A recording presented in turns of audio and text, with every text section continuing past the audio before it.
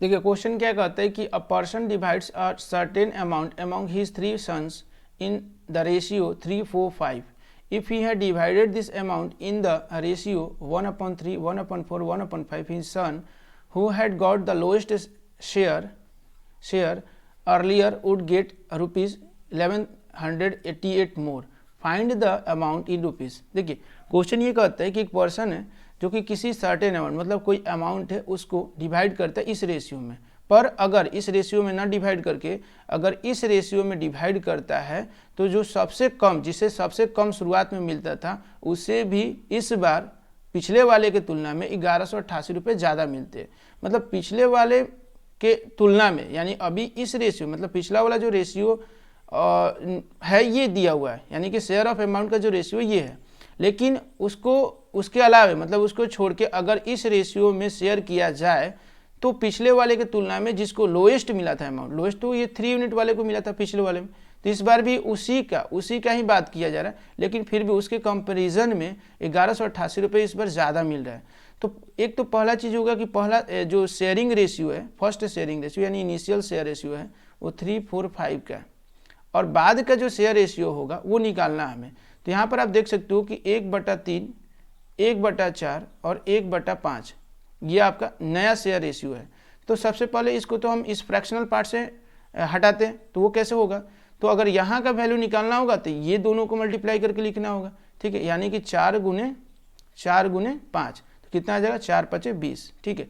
और अगर यहाँ का वैल्यू निकालना होगा तो इसको निगलेक्ट करते हुए 3×5 = 15 ये हो जाएगा, और अगर यहाँ का वैल्यू निकालना होगा तो इसको निगलेक्ट करते हुए इन दोनों का मल्टीप्लिकेशन 12 होगा, यानी जो नया रेशियो होगा वो 20, 15 और 12। अब खास बात समझिएगा कि क्या होगा कि ये यूनिट में, टोटल यूनिट में कितना हो रहा है 12 यूनिट, और ये टोटल यूनिट में कितना हो रहा है 47 यूनिट। लेकिन यहाँ पर ये ध्यान दीजिए कि अमाउंट तो सेम ही है, केवल शेयर अमाउंट चेंज हो रहा है, शेयर अमाउंट का रेशियो चेंज हो रहा है, अमाउंट तो सेम है, यानी ये 47 यूनिट और ये 12 यूनिट दोनों सामान्य होना चाहिए, एक सेम होना चाहिए।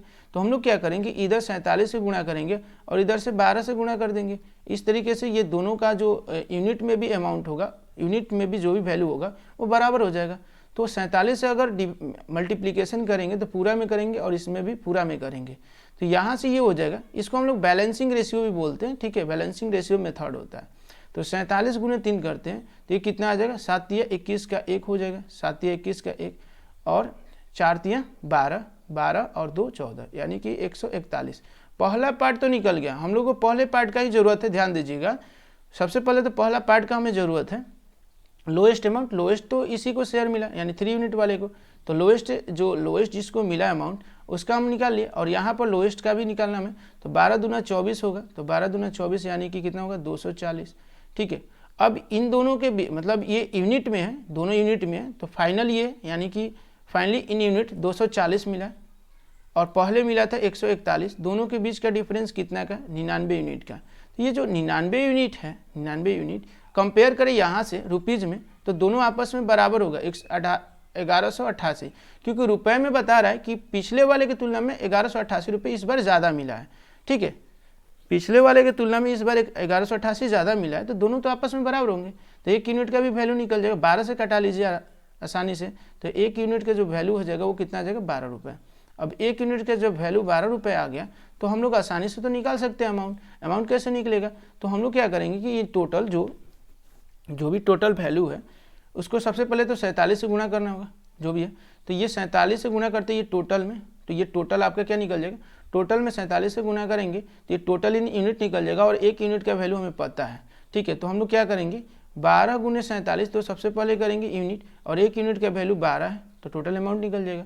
तो 12 × 12 144 होता है, 144 × 47 करना हमें, ठीक है। तो हम लोग मल्टीप्लिकेशन ऐसे भी कर सकते हैं, ठीक है। तो 7×4 = 28 हो जाएगा, 7×4 = 28, 2 30 हो जाएगा, 7 × 7 और 3 10 हो जाएगा, और 4×4 = 16, 4×4 = 16, 1 17, 4 × 4 1 5, और यहाँ से हो जाएगा ये 8, ये हो जाएगा 6, ये हो जाएगा 7 और ये हो जाएगा 6, यानी कि 6 7 6 8। अब यहाँ पर ऑप्शन देख सकते हो 6 7 6 8, यानी कि option number C is that the correct answer.